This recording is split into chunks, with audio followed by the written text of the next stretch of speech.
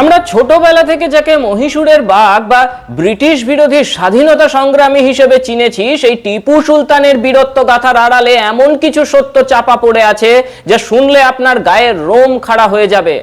আজ কোনো পাঠ্য বইয়ের মুখস্থ বিদ্যা নয়, বরং সেই লুকোনো অধ্যায় নিয়ে কথা বলবো যা টিভি সিরিয়াল বা সাধারণ ইতিহাসের বইয়ে আপনি খুঁজে পাবেন না।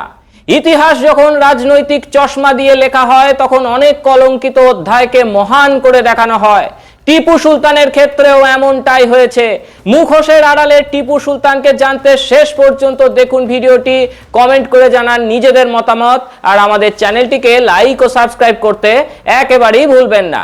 নমস্কার, আমি শুভ্র চট্টোপাধ্যায় আর আপনারা দেখছেন মাধ্যম।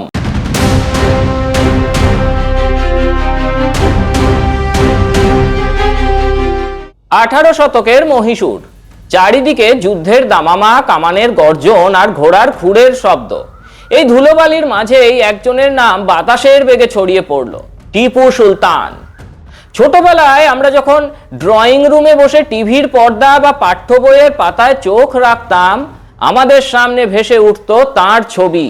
সেই দীর্ঘকায় দেহ, হাতে ধারালো তলোয়ার আর চোখে ব্রিটিশদের বিদায় করার তেজ। আমাদের শেখানো হয়েছে তিনি ছিলেন মহীশূরের বাঘ।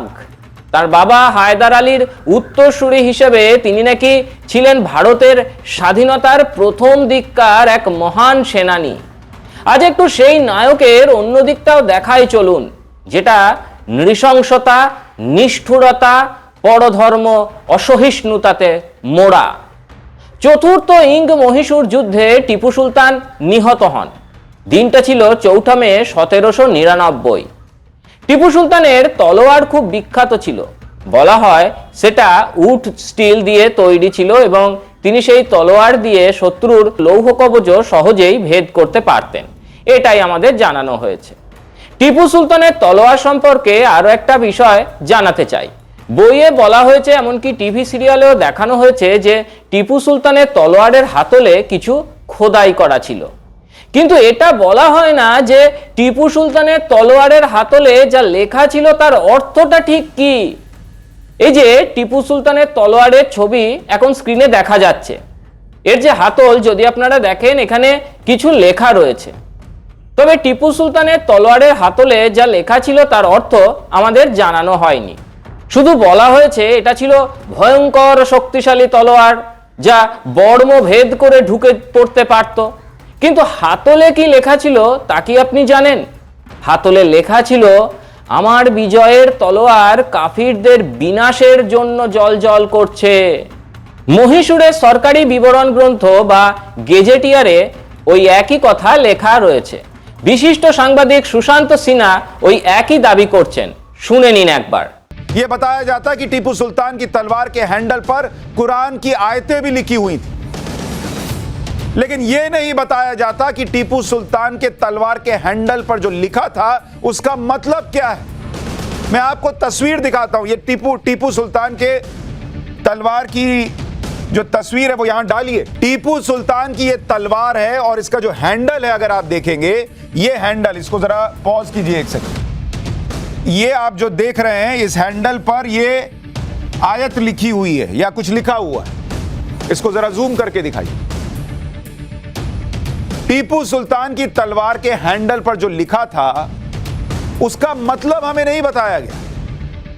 जबरदस्त तलवार थी, कवच तोड़कर घुस जाती थी, यह बताया, लेकिन हैंडल पर क्या लिखा था आपको पता है? हैंडल पर लिखा था, मेरी विजयी तलवार काफिरों के विनाश के लिए चमक रही। ইতিহাসের বইয়ে টিপু সুলতানকে মহান ও বীর বলে দেখানো হয়েছে, কিন্তু কেন বলা হয়নি যে তিনি দক্ষিণ ভারতের ঔরঙ্গজেব ছিলেন, অর্থাৎ ঔরঙ্গজেবের মতোই তিনি অত্যাচারী ছিলেন। টিপু সুলতান সম্পর্কে বলা হয় তিনি তার রাজ্যে হাজার হাজার মানুষকে হত্যা করেছিলেন, সে নিয়েও কিছু লেখা নেই ইতিহাস বইতে। টিপু সুলতান শত শত হিন্দু মন্দির ধ্বংস করেছিলেন, সেটাও এড়িয়ে যাওয়া হয়েছে। টিপু সুলতান 1788 সালে কর্ণাটকের কুর্গে আক্রমণ করেছিলেন বলে জানা যায়। টিপুর সেনা কোডাগু অঞ্চলে বহু বসতি ধ্বংস করে দেয়।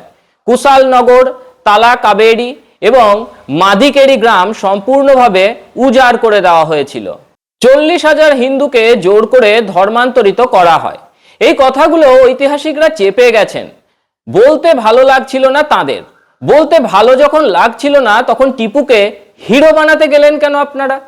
এইসব ঘটনার কথা উল্লেখ রয়েছে জি রিক্টারের লেখা গেজেটিয়ার অফ কুর্গ বইতে। টিপু সুলতান কালিকটের মালাবারেও সেনা পাঠিয়েছিলেন। মালাবারে 7,000 ব্রাহ্মণ সমেত হিন্দু পরিবার বসবাস করত। জানা যায় টিপু সুলতান 2,000 ব্রাহ্মণকে হত্যা করিয়েছিলেন। শত শত হিন্দুকে জোরপূর্বক ধর্মান্তর করিয়েছিলেন তিনি। অনেক হিন্দু নাকি জঙ্গলে পালিয়ে গিয়ে প্রাণ বাঁচিয়েছিলেন। কালিকটে টিপু সুলতানের সেনার অত্যাচারের বিষয়ে পর্তুগিজ ভ্রমণকারী ফাদার বার্তোলোমেও তাঁর বই এ ভয়েস টু দ্য ইস্ট ইন্ডিজে লিখেছেন যে 30,000 বর্বর সৈন্যের একটা দল পথে যাকে পেয়েছে তাকেই হত্যা করেছে। সৈন্যদের সঙ্গে একটা হাতির পিঠে চড়ে টিপু সুলতান নিজেও চলছিলেন, তার পিছনে আরো 30,000 সৈন্যর একটা দল ছিল। কালিকটে অধিকাংশ পুরুষ ও নারীকে ফাঁসিতে ঝুলিয়ে দেওয়া হয়েছিল, এমন অভিযোগও করা হয়। আর যিনি ফাঁসি দিয়েছেন বলে দাবি, তিনি নাকি ভারতের ব্রিটিশ বিরোধী স্বাধীনতা সংগ্রামী। মেলুকোট, যা বর্তমান কর্ণাটকের মান্ডো জেলার একটা প্রাচীন বৈষ্ণব তীর্থস্থান, যেখানে রামানুচার্য দীর্ঘদিন বাস করেছিলেন। এখানকার চেলুভ নারায়ণ স্বামী মন্দির সহ বহু গুরুত্বপূর্ণ ধর্মীয় প্রতিষ্ঠান রয়েছে। জানা যায় 1790 সালে চতুর্দশীর দিনে টিপু সুলতানের সৈন্যরা এখানেই 700-র বেশি মান্ডিয়াম আয়েঙ্গার ব্রাহ্মণ সম্প্রদায়ের নারী, পুরুষ ও শিশুকে হত্যা করে। এই ঘটনার প্রতিবাদে মেলুকোটের হিন্দুরা আজও দীপাবলি উদযাপন করেন না। জানা যায় 1788 সালে টিপু সুলতান 6,000 সৈন্য নিয়ে কালিকটে আসেন এবং সবকিছু ধ্বংস করে দেন। তার সেনারা যে ধরনের অত্যাচার করেছিল তা বর্ণনা করাও কঠিন। এমনটাই লেখা রয়েছে ব্রিটিশ সিভিলিয়ান উইলিয়াম লোগান রচিত মালাবার ম্যানুয়ালে। এই কারণেই নাকি অনেক জায়গায় তাকে দক্ষিণের ঔরঙ্গজেব বলা হতো। অনেকে হয়তো ভাবছেন এইসব বইয়ে যা লেখা আছে তা কি সত্যি নাকি মিথ্যা, কিন্তু এতদিন পর্যন্ত যে অংশ আপনাদের পড়ানো হয়েছে সেটাও তো বই থেকেই পড়ানো হয়েছে। তাহলে একটা লেখা সত্যি আর অন্য লেখা মিথ্যা, এমনটা কিভাবে বলবেন আপনারা? লেখকরা কি সবাই ভুল আর অন্য লেখকরা সবাই ঠিক? 1964 সালে লাহোরের পাকিস্তান অ্যাডমিনিস্ট্রেটিভ স্টাফ কলেজ থেকে লাইফ অফ টিপু সুলতান নামে একটা বই প্রকাশিত হয়েছিল। লেখকের নাম মাহমুদ খান মাহমুদ। তাতে লেখা আছে যে টিপু সুলতান মালাবার অঞ্চলে 1 লক্ষের বেশি হিন্দু এবং 70,000-এর বেশি খ্রিস্টানকে ধর্মান্তরিত করেছিলেন। তাদের জোরপূর্বক ধর্ম পরিবর্তন করানো হয়েছিল। এই মানুষগুলোর কাছে এরপর ইসলাম ধর্মে থেকে যাওয়া ছাড়া আর কোনো উপায় ছিল না।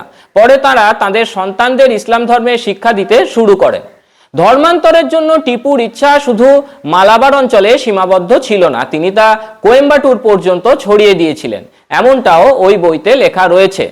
টিপু সুলতান সম্পর্কে ইতিহাসবিদরা তো লিখেছেনই, পাশাপাশি বলা হয় যে তিনি তার অধস্তনদের কাছে চিঠি লিখে মালাবারে গণহত্যা ও ধর্মান্তরের কথা উল্লেখ করেছিলেন। টিপু সুলতান সৈয়দ আব্দুল দুলাই এবং তার কর্মকর্তা ব্রুস জমা খানকে একটা চিঠি লিখেছিলেন। সেই চিঠিতে কি লেখা ছিল জানেন? বলা হয় টিপু সুলতান নিজেই লিখেছিলেন যে আল্লাহর রহমতে কালিকটে প্রায় সব হিন্দুকেই ধর্মান্তরিত করা হয়েছে। শুধু কোচিন রাজ্যের সীমানায় কয়েকজন বাকি রয়েছে যাদের এখনো ধর্মান্তর করা যায়নি। খুব শীঘ্রই তাদেরও ধর্মান্তর করার জন্য আমি সংকল্পবদ্ধ। এই লক্ষ্য অর্জনকে আমি জিহাদ বলে মনে করি। এই সমস্ত চিঠির কথা উল্লেখ রয়েছে উইলিয়াম কার্ক প্যাট্রিকের লেখা select letters of Tipu Sultan to various public ফাংশনারিজে। এগুলো নাকি টিপু সুলতান নিজেই লিখেছেন, আর আমরা তাকে বসে বসে টিভি সিরিয়ালে নায়কের মতো দেখি। আমি বলি, যদি এগুলো লেখা থাকে তাহলে সেগুলো ইতিহাসে তোমরা লিখে দেখাও না, তারপর জনগণকে ঠিক করতে দাও টিপু সুলতান নায়ক নাকি খলনায়ক। যাকে নায়ক বানাতে চাইবে তাকে নায়ক বানাবে, যাকে খলনায়ক বানাতে চাইবে তাকে খলনায়ক বানাবে। সবই তো নিজেদের দৃষ্টিভঙ্গির উপর নির্ভর করে। ইতিহাস থেকে কেন এগুলোকে বাদ দেওয়া হলো, এর জবাব আমাদের চাইতেই হবে। এগুলো কেন বাদ দেওয়া হলো, এই প্রশ্নের উত্তর সত্যি আজও আমরা খুঁজে পাই না। টিপু সুলতান হিন্দু মন্দিরগুলোকেও লক্ষ্যবস্তু করেছিলেন, যেমন উত্তর ভারতে ঔরঙ্গজেব করেছিলেন। ব্রিটিশ আমলে মালাবারের কালেক্টর উইলিয়াম লোগান 1887 সালে প্রকাশিত মালাবার ম্যানুয়াল বইয়ে কেরলে টিপু সুলতান যে মন্দিরগুলো ধ্বংস করেছিলেন সেগুলোর একটা তালিকা দেন। ব্রিটিশ ইতিহাসবিদ বেঞ্জামিন লুইস রাইসের মহীশূর সম্পর্কিত লেখায় বলা রয়েছে, টিপু সুলতানের মৃত্যুর সময় তার বিশাল সাম্রাজ্যে মাত্র 2টি হিন্দু মন্দিরে নিয়মিত পুজো হতো। ব্রিটিশ আমলের বিভিন্ন নথি এবং একাধিক ইতিহাসবিদদের মতে টিপু সুলতান প্রায় 8000 মন্দির ভেঙেছিলেন। ভাবতে পারেন আপনারা? মন্দির ভাঙার এই দাবিগুলোর কথাও বিভিন্ন লেখায় উল্লেখ করা হয়েছে। ইতিহাসবিদ রবি বর্মার মতে টিপু সুলতান যে মন্দিরগুলো ভেঙেছিলেন তার উল্লেখ মালাবার গেজেটিয়ারে রয়েছে। উল্লেখিত প্রধান মন্দিরগুলোর মধ্যে রয়েছে তিরুনাভায়া মন্দির, যা সারা ভারতে ঋগ্বেদের পাঠকেন্দ্র হিসেবে পরিচিত ছিল। এটাও ভেঙে দিয়েছিলেন টিপু সুলতান। নরসিংহ মূর্তি মন্দির, যাকে প্রায় 4000 বছরের পুরনো বলা হয়, সেটাও ধ্বংস করেছিলেন তিনি।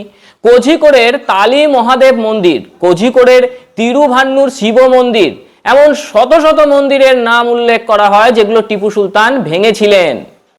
তবে অনেক ইতিহাসবিদ ও টিপু সুলতানের সমর্থকদের মত হলো টিপু সুলতান হিন্দু বিরোধী ছিলেন না, বরং তিনি মন্দিরে দান করতেন এবং হিন্দু মন্দিরগুলোকে নাকি সুরক্ষা দিতেন। যেমন আপনাদের বলা হয়েছে, টিপু সুলতান কর্ণাটকের শৃঙ্গেরি মঠকে মারাঠা আক্রমণ থেকে রক্ষা করেছিলেন। শৃঙ্গেরি মঠের জন্য তিনি নাকি দানও করেছিলেন। টিপু সুলতানের রাজধানী ছিল শ্রীরঙ্গপত্তনম। সেখানকার শ্রী রঙ্গনাথ মন্দিরেও তিনি রূপোর পাত্র দান করেছিলেন। এছাড়া নানজানগুড়ের নানজুন্ডেশ্বর মন্দিরে তিনি মূর্তি প্রতিষ্ঠা করিয়েছিলেন, এমন কথাও বলা হয়। কিন্তু অনেক ইতিহাসবিদদের মতে যে উদারতা তিনি দেখিয়েছিলেন সেটিও তার কৌশলের অংশ ছিল, এমন দাবি করেন বহু ইতিহাসবিদ। কারণ ইংরেজদের সঙ্গে তৃতীয় যুদ্ধে টিপু সুলতান খুবই দুর্বল হয়ে পড়েছিলেন। তার সামনে মারাঠা, নিজাম ও ইংরেজদের সম্মিলিত চ্যালেঞ্জ ছিল। হিন্দু সংখ্যাগরিষ্ঠ প্রজাদের সন্তুষ্ট রাখা এবং মারাঠা আক্রমণ থেকে নিজেকে রক্ষা করার জন্য তিনি পরে এই ধরনের নীতি গ্রহণ করেছিলেন বলে জানা যায়। ইতিহাসবিদ কে এম পান্নিক্কার সহ আরো অনেকে উল্লেখ করেছেন, কেরলের চিরাক্কাল রাজবংশের রাজারা যখন একটা মন্দির ধ্বংস না করার বিনিময়ে তাকে সোনা রূপো দেওয়ার প্রস্তাব দিয়েছিলেন, তখন টিপু সুলতান নাকি বলেছিলেন, তোমরা যদি আমাকে সমগ্র পৃথিবী দাও তবু আমি হিন্দু মন্দির ধ্বংস করা থেকে নিজেকে বিরত রাখবো না। এমন কথাও কিছু লেখায় পাওয়া যায়। ইতিহাসবিদরা এই দাবিও লিখেছেন। অথচ কয়েকটি মন্দিরে দান বা সহায়তার ঘটনাকে বড় করে দেখিয়ে বলা হয় যে তিনি সব ধর্মকে সমানভাবে দেখতেন। তাহলে আগের যে অভিযোগগুলোর কথা বলা হচ্ছে সেগুলো কি? সেগুলো কেন পড়ানো হবে না? শ্রীরঙ্গপত্তনমে তিনি একটা জামে মসজিদ নির্মাণ করিয়েছিলেন। দাবি করা হয় সেই মসজিদ নির্মাণের জন্য একটা মন্দিরকে ভেঙে ফেলা হয়েছিল। 1935 সালের আর্কিওলজিক্যাল সার্ভের একটা প্রতিবেদনে নাকি এই বিষয়ের উল্লেখ রয়েছে। ওই প্রতিবেদনে বলা হয়েছে টিপু সুলতান অঞ্জনেয় মন্দির ভেঙে তার জায়গায় জামে মসজিদ নির্মাণের নির্দেশ দিয়েছিলেন। এরপর অঞ্জনেয় মন্দির ভেঙে ফেলা হয় এবং সেখানে থাকা দেবদেবীর মূর্তি ভেঙে জমি সমতল করা হয়। এরপর সেই জমির ওপর জামে মসজিদ নির্মাণ করা হয়েছিল। এই মসজিদে একটা মাদ্রাসা পরিচালিত হয়। 2004 সালে এএসআই এর একটা চিঠি সামনে এসেছিল যেখানে নাকি সেই মাদ্রাসাকে অবৈধ বলে ঘোষণা করা হয়েছিল। টিপু সুলতানের অত্যাচার শুধু হিন্দুদের মধ্যেই সীমাবদ্ধ ছিল না, তিনি খ্রিস্টানদেরও জোরপূর্বক ধর্মান্তরিত করেছিলেন এবং বহু গির্জা তিনি ধ্বংস করেছিলেন। 1820 থেকে 1827 সাল পর্যন্ত মাদ্রাজের গভর্নর ছিলেন মেজর জেনারেল থমাস মুনরো। তিনি লিখেছেন, টিপু সুলতান কর্ণাটকে 27টি ক্যাথলিক গির্জা ভেঙে ফেলার নির্দেশ দিয়েছিলেন। ম্যাঙ্গালোরে 60,000 খ্রিস্টানকে গ্রেফতার করা হয়েছিল এবং তাদের বেঙ্গালুরু ও শ্রীরঙ্গপত্তনমে নিয়ে যাওয়া হয়েছিল। এ সময়ে 20,000 খ্রিস্টানের মৃত্যু হয় এবং 3,000 জনকে জোর করে মুসলিম বানানো হয়েছিল। 1799 সালে চতুর্থ ইঙ্গ মহীশূর যুদ্ধে টিপু সুলতানের মৃত্যুর পর কর্নেল উইলিয়াম কার্ক প্যাট্রিক নাকি ফার্সি ভাষায় লেখা তার 2000-এরও বেশি চিঠি উদ্ধার করেন। ওই চিঠিগুলোতে টিপু হিন্দুদের কাফির এবং ইংরেজদের খ্রিস্টান বলে উল্লেখ করেছিলেন। 1782 সালে ক্ষমতায় আসার পর তিনি নাকি প্রথমেই বহু শহর ও অঞ্চলের হিন্দু নাম পরিবর্তন করে ইসলামী নাম রাখতে শুরু করেন। যেমন মহীশূরের নাম নজরাবাদ, বেঙ্গালুরুর নাম জালালাবাদ, কোঝিকোড়ের নাম ইসলামাবাদ রাখা হয়েছিল। সরকারি কাজকর্মের ভাষা কন্নড় ও মারাঠি থেকে ফার্সি করা হয়েছিল। ইসলামী নিয়ম অনুযায়ী ক্যালেন্ডার, ওজন ও দূরত্বের মাপ নির্ধারণ করা হয়েছিল, এমন কথাও বলা হয়। লেখক এম গোপাল তাঁর Tipu Sultan Mysore and economic study বইয়ে লিখেছেন যে টিপু প্রশাসন ও সেনাবাহিনীর অধিকাংশ উচ্চপদে মুসলমানদের নিয়োগ করেছিলেন। মুসলমানদের কর দিতে হতো না এমন দাবিও করা হচ্ছে। ইসলাম গ্রহণকারীদের কর মুক্তির সুবিধা দেওয়া হতো বলেও জানা যায় ওই বইতে। এই এত কিছুর পরেও টিপু সুলতান ব্রিটিশ বিরোধী স্বাধীনতা সংগ্রামী। আমি শুধু এতটাই জানতে চাই, যদি এই দেশে ইতিহাস সঠিকভাবে লেখা হয়ে থাকে তাহলে এইসব দাবির কথা যেসব ইতিহাসবিদ লিখেছেন, টিপু সুলতানের চিঠির যে উল্লেখ করা হয় সেগুলো আজকে কোথায় গেল? টিপুর ব্রিটিশ বিরোধী লড়াই কি দেশের স্বাধীনতার জন্য ছিল নাকি মৌলবাদী আধিপত্য বিস্তারের জন্য ছিল? জানান কমেন্টে। পরিশেষে দর্শক বন্ধুরা অনেকেই রেফারেন্স চাইছেন, আপনাদের জন্য সমস্ত রেফারেন্স আমরা নিচের ডেসক্রিপশনে রাখলাম। আজ এখানেই শেষ করছি। কেমন লাগলো আমাদের প্রতিবেদন জানাতে ভুলবেন না। সঙ্গে থাকুন, দেখতে থাকুন মাধ্যম।